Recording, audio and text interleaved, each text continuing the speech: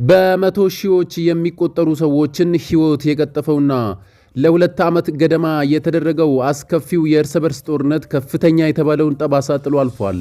ከጦርነቱ ጠባሳ ባላገገመው ሕዝብ ላይ በክልሉ የሚገኙ በሺህ የሚቆጠሩ ነዋሪዎች ዳግም ግጭት ሊቀሰቀስ ይችላል በሚል ስጋት ከዋና ከተማም ጭምር ለቆ እየወጡ ይገኛሉ። ሰላም ጤና ይስጥልኝ ክቡራትና ክቡራን ቤተሰቦች፣ ከዚህ ሰዓት ጀምሮ አዳዲስና ወቅታዊ መረጃዎችን ወደ እናንተ እናደርሳለን። ሌሎች አዳዲስ መረጃዎች እንዲደርሳችሁ ከታች ይህን ቻናል ሰብስክራይብ በማድረግ እስከ መጨረሻው አብራችሁን ቆዩ እንላለን። በመቶ ሺዎች የሚቆጠሩ ሰዎችን ሕይወት የቀጠፈውና ለሁለት ዓመታት ገደማ የተደረገው አስከፊው የእርስ በርስ ጦርነት ከፍተኛ የተባለውን ጠባሳ ጥሎ አልፏል።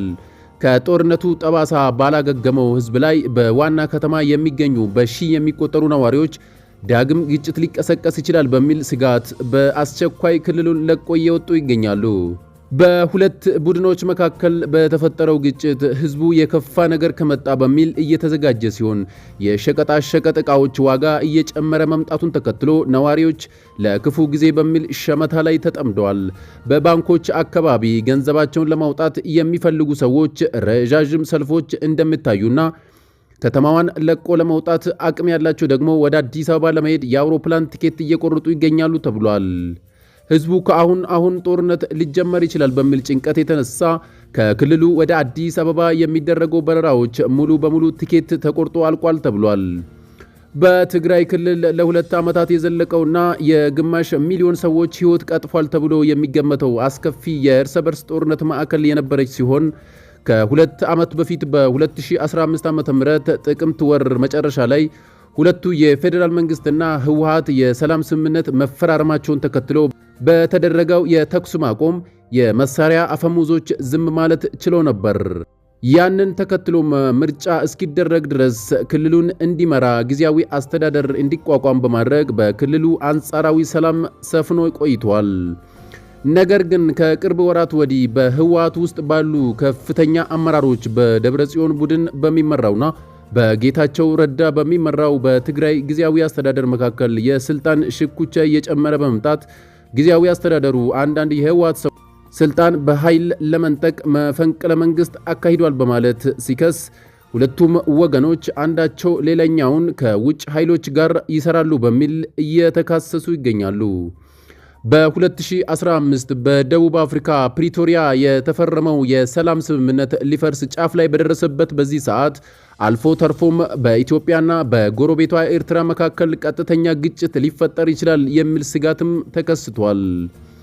የኤርትራ መንግስት በትግራይ ክልል በተደረገው ጦርነት ወቅት የፌዴራል መንግስትን በመደገፍ በቀጥታ ወታደሮቹን በማሰማራት ተሳትፎ የነበረ ቢሆንም ነገር ግን የሁለቱ ሀገራት ግንኙነት የፕሪቶሪያ ሰላም ስምምነት መፈረሙን ተከትሎ ቀስ በቀስ እየሻከረ መጥቷል።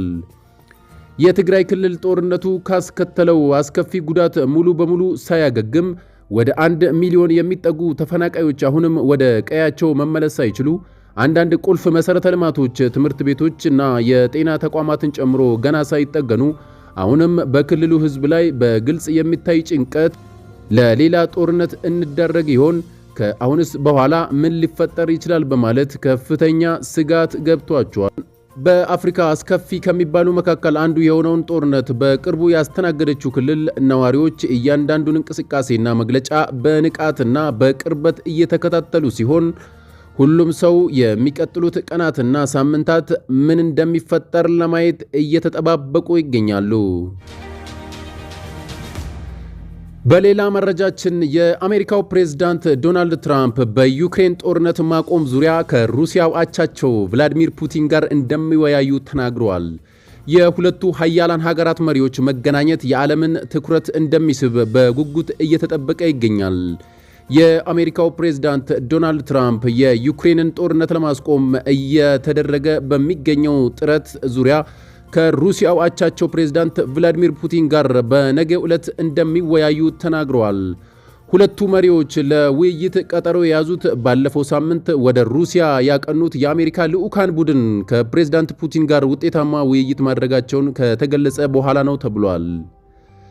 ትራምፕ ለጋዜጠኞች ባደረጉት ንግግር ጦርነቱን ለማስቆም እየሞከርን ነው፣ ሊሳካም ላይሳካም ይችላል፣ ነገር ግን የሚሳካበት ሰፊ ዕድል እንዳለ ይታየኛል ብለዋል። ዶናልድ ትራምፕ ጨምሮም ባለፈው ሳምንት በዩክሬን ተቀባይነት ያገኘውን የ30 ቀናት የተኩስ አቁም በሩሲያው ፕሬዝዳንት ቭላዲሚር ፑቲን ዘንድም ተቀባይነት እንዲኖረው እየሞከርን ነው ብሏል።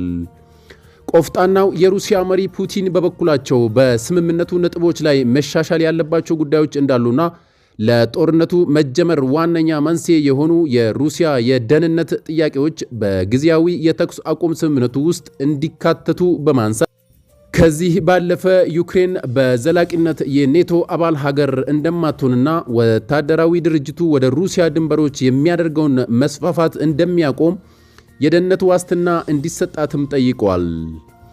በሞስኮ ጉብኝት ያደረጉት የትራምፕ የብሔራዊ ደህንነት አማካሪ ስቲቭ ዊትኮቭ ሩሲያ የምትስማማበት ዕድል እንዳለ ገልጸው ከዛ በፊት ማለቅ ያለባቸው በርካታ ስራዎች መኖራቸውን ተናግረዋል። የአሜሪካ የውጭ ጉዳይ ሚኒስትር ማርኮ ሩቢዮ የድርድር ሂደቱ ጠንካራ ስራ እንደሚጠይቅ ገልጸው ሁለቱም ወገኖች የሚያነሷቸውን ልዩነቶች ለማጥበብ በቅድሚያ ተኩስ ማቆም ይገባቸዋል ብሏል። ጦርነቱ በቅርቡ ሊቆም እንደሚችል እምነት እንዳላቸው የተናገሩት የዩክሬኑ ፕሬዝዳንት ቮሎዲሚር ዜሌንስኪ በበኩላቸው የዩክሬን ሉዓላዊነት ለድርድር እንደማይቀርብና ሞስኮ በጦርነቱና ከጦርነቱ በፊት ከተቆጣጠረቻቸው የዩክሬን ግዛቶች መልቀቅ እንደሚኖርባት አጽንኦት ሰጥቷል። በእነዚህ ሁሉ ልዩነቶች መካከል ዶናልድ ትራምፕ በውጭ ጉዳይ ፖሊሲያቸው ቅድሚያ ከሰጧቸው አጀንዳዎች መካከል ዋነኛ ጉዳይ የሆነውን የዩክሬን ጦርነት ማስቆም እውን ለማድረግ ከፑቲን ጋር በነገው ዕለት የሚያደርጉት ውይይት በጉጉት እየተጠበቀ ይገኛል በማለት የዘገበው አልአይን ኒውስ ነው።